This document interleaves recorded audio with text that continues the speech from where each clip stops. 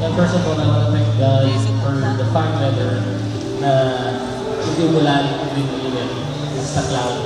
We prayed that for long and offer kami ng itlog kung kaya sa Clara. And yeah, and thank you sa lahat na kumalo po dito sa wedding natin. Lalo-lalo po yung mga relatives, family members, and friends. Loved ones po natin.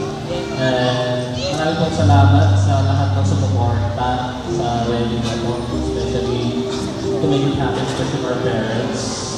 Kung wala po sila, wala po kasiyahan na ganito. And secondly, our relatives, meron especially who came from the States. I just want to acknowledge Tito Romeo and family, Tita Rose and Tito Ray. And kung meron na po akong nasabi, thank you for coming. And sa lahat po ng, lalo-lalo na din also to my family, my relatives, who are all from Ilocos. Lalo po lahat silang malapang ko rin natin talaga dito. Except for my cousins who about you lang.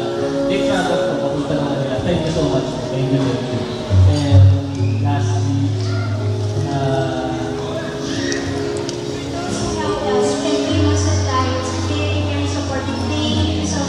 Our friends, thank you. Kay Pasong Heaven sa Friday, meron na nito kayo.